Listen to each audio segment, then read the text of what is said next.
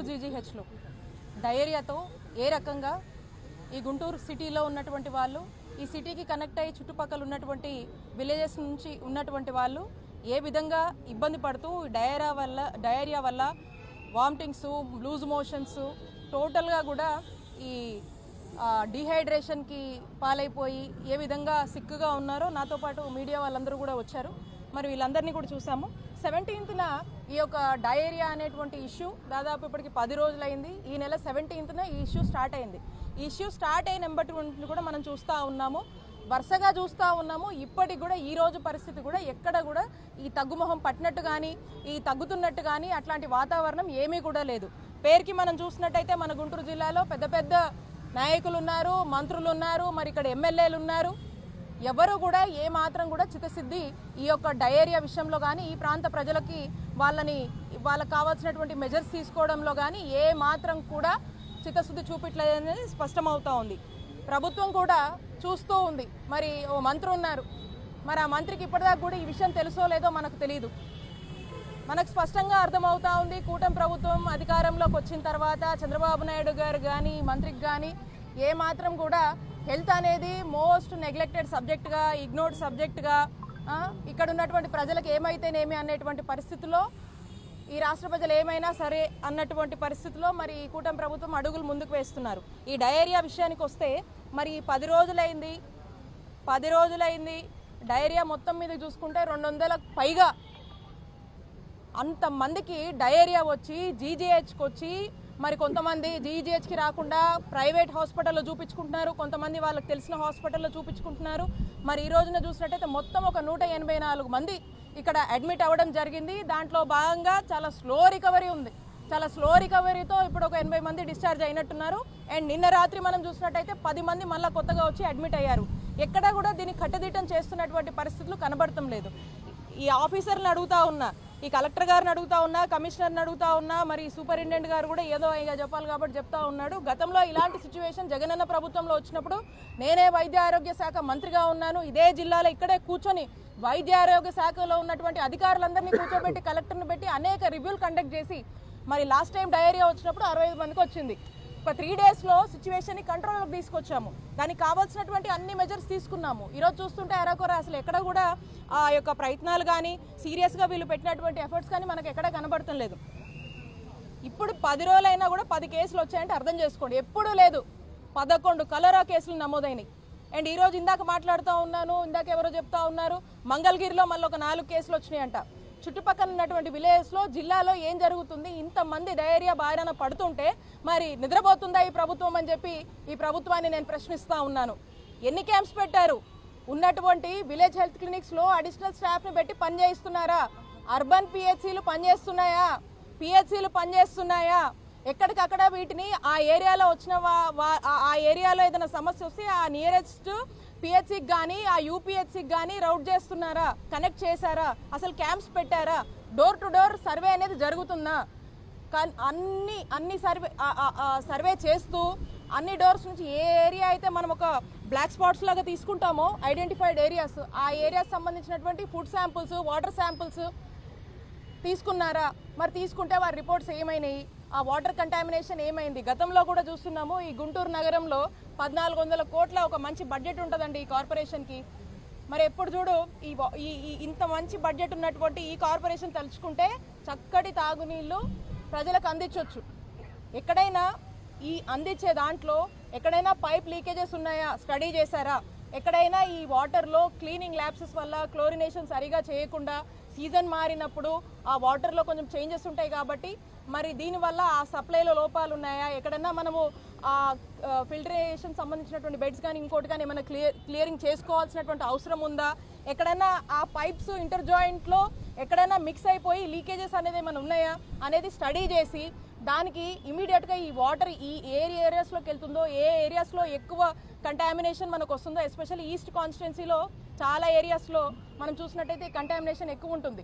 So ఆ ఏరియాస్కి ఆ water pipe line అంతా కూడా ఆపేసి దాన్ని చెక్ చేసి మళ్ళీ ఫ్రెష్ వాటర్ రిలీజ్ చేస్తున్నారా లేదా, ట్యాంకర్స్ ద్వారా టెంపరీగా సప్లై అనేది చేస్తున్నారా లేదా, మరి ఈ మెజర్స్ అన్నీ కూడా ఏమీ తీసుకున్నట్టు కనిపించట్లేదు. అండ్ ఎస్పెషల్లీ ఎక్కడికక్కడ క్యాంప్స్ చేయాల్సినటువంటి అవసరం, ఓఆర్ఎస్లు, అక్కడ కావాల్సినటువంటి బేసిక్ ఇమీడియట్గా మనం అందించేటువంటి ట్రీట్మెంట్కి సంబంధించినటువంటి కిట్స్ కానీ కావాల్సినటువంటి ఫుడ్స్ కానీ అక్కడ ఆ పరిస్థితి అలా ఉంది కాబట్టి ఆ ఫుడ్ కానీ ఏం అడిషనల్గా కావాలన్నా కూడా సప్లై చేయాల్సినటువంటి బాధ్యత ప్రభుత్వం మీద ఉంది. గతంలో మేము చేశాము, మేము చేయలేదేదో మేము అడగట్లేదు, మేము చేస్తున్నాము.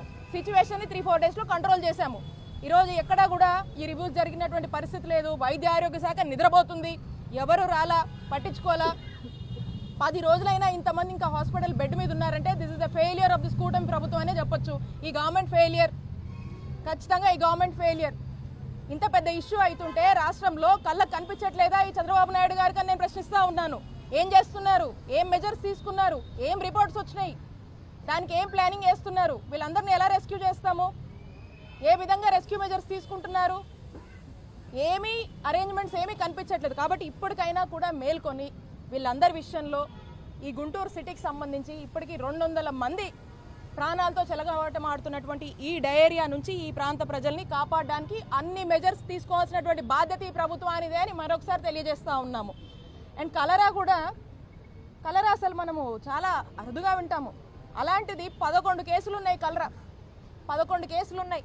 ఇంకా ఎంతమంది ప్రైవేట్లో చూసుకుంటున్నారు, కొంతమంది డెత్స్ కూడా ఉన్నాయి అంటున్నారు. సో ఆ డెత్స్ అంటే అఫీషియల్గా వీళ్ళు రికార్డ్ చేసి ఏం చెప్పట్లేదు, కానీ డెఫినెట్గా అక్కడ ఇక్కడ జరిగి ఉండొచ్చు. మొన్న చూసాము తుర్కపాలెంలో 40 మంది దాకా చచ్చిపోయారు. ఎందుకు చచ్చిపోయారు, రూట్ కాజ్ ఏంటి, ఎందువల్ల ఇలా జరుగుతుంది, దాని మీద కూడా ఇప్పటికీ కూడా ఈ ప్రభుత్వానికి ఇంత కూడా దాని మీద కూడా తెలుసుకుందామని కానీ ఏదైనా చేద్దాము ఎందువల్ల ఇలా అయిందని కానీ దాని మీద కూడా ఏం చిత్తశుద్ధి లేదు. ఇప్పుడు వచ్చినటువంటి ఈ డైరియా మీద చిత్తశుద్ధి లేదు. ఇంకా దేని మీద ఉన్నట్టు, ప్రైవేటైజేషన్ మీద ఉన్నటువంటి చిత్తశుద్ధి దేని మీద లేదు ఈ ప్రభుత్వానికి. ఇప్పటికైనా మేల్కొని. అండ్ ఇక్కడ చూసాం లోపల ఫెసిలిటీస్, లోపల కనీసము సలైన్ పెట్టడానికి కూడా స్టాండ్స్, ఒక సలైన్ని 2కో 3కో లేకపోతే తాళ్లు కట్టి ఇస్తూ ఉన్నారు. ఏమైనాయి సలైన్లు పెట్టే స్టాండ్లు కూడా లేవా, ఆ మాత్రం లేవా? ఆ బెడ్స్ కూడా ఒకరిద్దరు షేర్ చేసుకుంటా ఉన్నారు. గతంలో ఎప్పుడు లేదు. ఈ టైంలో ఉన్నప్పుడు ఎలాంటి అరేంజ్మెంట్స్ ఉండాలి, అవసరమైతే ఒక స్పెషల్ బడ్జెట్ కేటాయించండి, ఫెసిలిటీస్ పెంచండి, స్టాఫ్ని పెంచండి, ఇమీడియట్ ఇన్స్ట్రక్షన్స్ ఇవ్వండి. ఏదో ఉన్నారు కదా వాళ్ళు చేసుకుంటారని వదిలేస్తే వాళ్ళు కూడా ఏం పట్టించుకుంటారు, ఉన్నటువంటి మినిమల్ రిసోర్సెస్లో వాళ్ళు కూడా ఏం చేయలేరు. కాబట్టి తక్షణమే ప్రభుత్వం దీని మీద ఇమీడియట్ అటెన్షన్ పే చేసి కావాల్సినటువంటి ఫెసిలిటీస్ని పెంచండి. వచ్చినటువంటి పేషెంట్ని చెప్తా ఉన్నారు, పేషెంట్స్ కూడా రాగానే ఎమర్జెన్సీ వార్డుకి తీసుకొని ఏదో కాసేపు నుంచి ఇమీడియట్గా షిఫ్ట్ చేస్తున్నారంట. ఎందుకు చేస్తున్నారంటే ఇంకంతే, అంతకుమించి చేసేది ఏం లేదని మాట్లాడుతూ ఉన్నారు. ఆ పేషెంట్కి ఏం ఫుడ్ ఇస్తున్నారు, మరి డైరీ వచ్చి సఫర్ అవుతున్నారు, వాళ్ళకి సంబంధించినటువంటి సాఫ్ట్ ఫుడ్ ఇవ్వాలి కదా. ఆ ఫుడ్ మీద ఏం మెజర్స్ తీసుకుంటున్నారు, ఇంతమంది పేషెంట్స్ ఉన్నారు, అవేం లేదు. ఫ్యాన్లు ఏం సరిగా తిరగట్లేదు, అక్కడక్కడ అసలు లైట్లు కూడా పనిచేయట్లేదు. అండ్ వాష్రూమ్స్ ఇందాక చూశాను, ఈ పేషెంట్స్ అందరూ వచ్చారు, మరి బెడ్ రిడన్ అయి ఉన్నారు. వాష్రూమ్స్ అసలు నేను చెప్పకూడదు, అసలుకి అంత ఘోరంగా ఉన్నాయి. స్పెషల్ మెయింటెనెన్స్ చేయాలని తెలీదా ఇలాంటి సిచ్యువేషన్ వచ్చినప్పుడు? Everything has to be paid, minute attention అనేది ఉండాలి. ఇది ప్రభుత్వంగా మన బాధ్యత. ఇలాంటి ఒక డిజాస్టర్, ఇలాంటి ఒక పరిస్థితి వచ్చినప్పుడు జాగ్రత్తగా ఈ ప్రజల్ని కాపాడుకోవాల్సినటువంటి బాధ్యత మన ముందు ఉంది. ఖచ్చితంగా నేను చెప్తా ఉన్నాను, కలెక్టర్ గారు ఇమీడియట్గా అన్ని విషయాల్లో కూడా మైక్రో లెవెల్లో దీని మీద అటెన్షన్ పే చేయాల్సినటువంటి అవసరం ఉంది. At the same time commissioner గారు వాటర్ కంటామినేషన్ అయినటువంటి అన్ని కాజెస్ చదివి మీరు తీసినటువంటి ల్యాబ్ టెస్టులు రిపోర్ట్లు ఏమైనాయో బయటకు పెట్టాల్సినటువంటి అవసరం ఉంది. రెక్టిఫై చేసుకోవాల్సిన ఏరియాస్లో రెక్టిఫై చేసుకోండి. బై దెన్ మంచి రక్షిత తాగునీరు అనేది అక్కడ ఉన్నటువంటి ప్రజలకు ఈ సిచ్యువేషన్ బెటర్ అయ్యేదాకా కూడా అందించాల్సినటువంటి బాధ్యత ఉంది. సో అన్ని విధాలుగా క్యాంప్స్ అరేంజ్ చేయండి, అన్ని హాస్పిటల్స్ చక్కటి ఫంక్షనల్లోకి తీసుకురండి. అండ్ ఎక్కడైనా ఏదైనా ఇబ్బంది వస్తే కూడా అక్కడున్న బట్టి ఆ గ్రామంలో కానీ ఆ హౌస్ హోల్డ్స్ అందరినీ కూడా ఒక పర్సన్ని అలొకేట్ చేయండి, వాళ్ళకి ఫోన్ చేసేటట్టు, ఇమీడియట్గా వాళ్ళని రౌట్ చేసేటట్టు, అక్కడున్న హాస్పిటల్ కనెక్ట్ చేసేటట్టు. And the very interesting thing ఏంటంటే ఇంకొకటి, కొంతమంది ఇంట్లోనే ఉండి ఇబ్బంది పడుతూ ఉన్నారు. అండ్ ఆ హౌస్కి సంబంధించినటువంటి హౌస్లోనే ఉన్నటువంటి వాళ్ళని ఏం మానిటరింగ్ చేస్తున్నారు, వాళ్ళకి ఏం మెడిసిన్స్ ఇస్తున్నారు, వాళ్ళ మీద ఏం అబ్జర్వేషన్ పెట్టారు, వాళ్ళకు నియరెస్ట్ ఫెసిలిటీతో ఎలా కనెక్ట్ చేశారు అనేది మీద క్లారిటీ ఇవ్వాల్సినటువంటి అవసరం ఉంది. కాబట్టి నేను చెప్పినటువంటి అన్ని విషయాల మీద ఈ ప్రజలను ఉద్దేశించి ఈ డయేరియా కంట్రోల్కి కావాల్సినటువంటి అన్ని మెజర్స్ తక్షణమే ఈ ప్రభుత్వం మేల్కొని తీసుకోవాల్సినటువంటి బాధ్యత ఈ ప్రభుత్వం అందని చెప్పి మరొకసారి గుర్తు చేస్తూ ఉన్నాను. మేడం ఇంతవరకు హెల్త్ మినిస్టర్ స్పందించలేదు. కలరా వచ్చింది, డయేరియా వచ్చింది. మంగళగిరిలోనే 4 కలరా కేసులు కనుక్కున్నారు. హెల్త్ మినిస్టర్ ఎంతవరకు దీని గురించి మాట్లాడలేదు. అదే చెప్తా ఉన్నా, చంద్రబాబు నాయుడు గారు కానీ హెల్త్ మినిస్టర్ గారు కానీ అందరూ కూడా ఈ మెడికల్ కాలేజీలు జగనన్న తీసుకొచ్చినటువంటి మెడికల్ కాలేజ్ని ప్రైవేట్ వాళ్ళకి ప్రైవేటైజేషన్ పనిలో బిజీగా ఉన్నారు. సింపుల్. అలాగే ఆరోగ్యశ్రీని కూడా ఈ ఇన్సూరెన్స్ మోడల్ అని చెప్పేసి వేరే హైబ్రిడ్ మోడల్ అని చెప్పేసి అది కూడా ఒక థర్డ్ పార్టీకి అప్పచెప్పే దాంట్లో బిజీగా ఉన్నారు. ఏకంగా ఎట్లా చూసినా కూడా వాళ్ళకు ఉన్నటువంటి ప్రభుత్వంగా మనం నిర్వహించాల్సినటువంటి బాధ్యతల్ని ప్రైవేటైజేషన్ అని ఒక థర్డ్ పార్టీ చేతిలో పెట్టేసి హ్యాపీగా పందపించుకునే పనిలో ఉన్నారు. కాబట్టి అందులో బిజీగా ఉన్నారు కాబట్టి ఇందులో పట్టించుకోవట్లేదు. కాబట్టి ఇప్పటికైనా చెప్తా ఉన్నా, ఇది ప్రజలు ప్రాణాలకు సంబంధించినటువంటి విషయం. ఇది చాలా సీరియస్ అంశం. 200 మందికి పైగా కూడా ఈరోజు సఫర్ అవుతున్నటువంటి నేపథ్యంలో మీరు ఇమీడియట్గా తక్షణమే అటెన్షన్ వహించి ఇమీడియట్గా దీనికి అవసరమైనటువంటి అన్ని ఫెసిలిటీస్ని క్రియేట్ చేసి అన్ని రకాలటువంటి రెస్క్యూ మెజర్స్ తీసుకొని ఇక్కడ ఉన్నటువంటి ప్రజల్ని ఆదుకోవాల్సినటువంటి బాధ్యత ప్రభుత్వాన్ని అని మళ్ళీ మీకు గుర్తు చేస్తూ ఉన్నాం. మెడికల్ కాలేజ్ విషయంలో వైసీపీ దుష్ప్రచారం చేస్తుంది, బహిరంగ చర్చకి సిద్ధమా అని చెప్పి హెల్త్ మినిస్టర్ అన్నారు. అంటే మీ సమాధానం? అదే మేము చెప్తా ఉన్నాం కదా, ఎన్నిసార్లు చెప్పాము. మన చెల్లో మెడికల్ కాలేజ్ ప్రోగ్రామ్ ఏంటి, ఎక్కడికక్కడ రాష్ట్ర వ్యాప్తంగా మా నాయకుడు జగన్మోహన్ రెడ్డి గారు ఎంతో ప్రెస్టీజియస్గా ఈ రాష్ట్రంలో 17 గవర్నమెంట్ మెడికల్ కాలేజ్ 8,500 కోట్లు ఖర్చుతో నిర్మించాలనేటువంటి ఆలోచనలో భాగంగా ఇప్పటికే మేము 5 మెడికల్ కాలేజ్ ఓపెన్ చేశాము. ఇంకొక 2 అందుబాటులోకి వచ్చాయి. ఆ సెకండ్ ఫేజ్లో అనుకున్నటువంటి 5లో 2 అందుబాటులోకి వచ్చాయి. అండ్ ఇంకా 3 కూడా కొంత వీళ్ళు ఈ బెస్ట్ ఎఫర్ట్స్ కనుక కొన్ని వీళ్ళు పెట్టుంటే కనుక ఖచ్చితంగా అవి కూడా అందుబాటులోకి వచ్చేవి. థర్డ్ ఫేజ్లో అనుకున్నటువంటి 7 కాలేజీలకు సంబంధించినటువంటి ఇన్ఫ్రాస్ట్రక్చర్ మేము ఫేజ్డ్ మేనర్గా డిజైన్ చేసుకున్నటువంటి ప్రకారం దాంట్లో కూడా వర్క్ ప్రోగ్రెస్ అనేది ఉంది. ఇవి అన్నీ కూడా అక్కడ ఉన్నటువంటి ప్రజలు ఆయా మెడికల్ కాలేజ్ని విజిట్ చేసి వాస్తవాలని మరలా ఒకసారి చూపించేటువంటి ప్రయత్నం చేశారు. అండ్ వీళ్ళేమో ఎక్కడో కూర్చొని కనీసము ఏ కాలేజ్ ఎక్కడ నిర్మించారు, ఎంత ఏరియాలో ఉంది, ఎంత కన్స్ట్రక్షన్ అయింది కూడా తెలియదు వాళ్ళకి. అది కనీసం వాళ్ళు వచ్చి కూడా చూడలేదు. ఏ రోజు దాని మీద సరిగా ఒక రివ్యూ కూడా చేయలేదు. కేవలం వచ్చినప్పటి నుంచి దీన్ని అమ్మేయాలి, ఎంతో కొంత సొమ్ము చేసుకోవాలి, ఇది మనకు అనవసరమైన సబ్జెక్టు, లేదా ఇది చేస్తే జగన్మోహన్ రెడ్డి గారికి పేరు వస్తుంది. కాబట్టి అది వాళ్ళకు సీరియస్ అంశం కాదు. అందుకని వాళ్ళు ప్రైవేటైజేషన్ చేయడమే లక్ష్యంగా ముందుకు వెళ్తూ ఉన్నారు. మేము చెప్తా ఉన్నాము, మేము మీ ఏ ఛాలెంజ్కైనా రెడీ. మా ప్రజలే చెప్తా ఉన్నారు, రండి, మీరు ఏ జిల్లాకు వస్తారో రండి. మా ప్రజలు మొన్న వెళ్ళారు, అన్ని చోట్ల కూడా అక్కడ మెడికల్ కాలేజ్ని చూపించారు.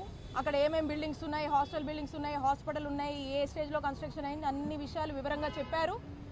మేము మా ప్రజలు ఎప్పుడు చెప్తానే వచ్చారు, మీరు ఎప్పుడు వస్తారో రండి, మీరు బిజీగా ఉంటారు కాబట్టి మీరే చెప్పండి. మా ప్రజలు కానీ మేము కానీ చాలా స్పష్టంగా ట్రాన్స్పరెంట్గా కట్టినవి అన్ని కళ్ళ ముందే ఉన్నాయి. దాంట్లో గ్రాఫిక్స్ లేవు, అబద్ధాలు లేవు, ఇవన్నీ వాస్తవాలు, ప్రజలకు తెలుసు. మీరు ఎన్ని మాట్లాడినా ప్రజలే అనుకుంటున్నారు. ఇప్పుడు వీళ్ళు ప్రైవేటైజేషన్ చేయాలనుకుంటున్నారు కాబట్టి ఏది పడితే అది నిందలేస్తున్నారని.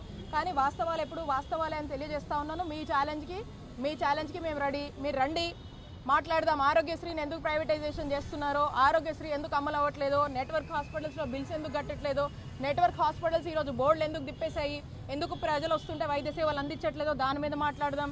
మెడికల్ కాలేజ్ ప్రైవేటైజేషన్ మీద మాట్లాడదాము. మా జగన్మోహన్ రెడ్డి గారు తీసుకొచ్చినటువంటి 5 కాలేజీలు ఏ విధంగా ఫంక్షన్ అవుతున్నాయో మాట్లాడదాం. మిగతావి ఎందుకు అందుబాటులోకి రాలేకపోయాయో దానికి కారణం మీరే అనేది మాట్లాడదాము. ఫ్యామిలీ డాక్టర్ ప్రోగ్రామ్ ఎందుకు ఈరోజు సరిగా ఇంప్లిమెంట్ అవ్వట్లేదో మాట్లాడదాము. ఆసరా ప్రోగ్రామ్ ప్రజలకు ఎందుకు మీరు ఇవ్వట్లేదో మాట్లాడదాము. అలాగే ఏ ప్రోగ్రామ్ గురించి అయినా సరే హెల్త్లో తీసుకొచ్చినటువంటి అన్ని రిఫార్మ్స్ కూడా బహిరంగంగా చర్చిద్దాము. We are ready. మీరు ఎప్పుడు చెప్తారో చెప్పండి.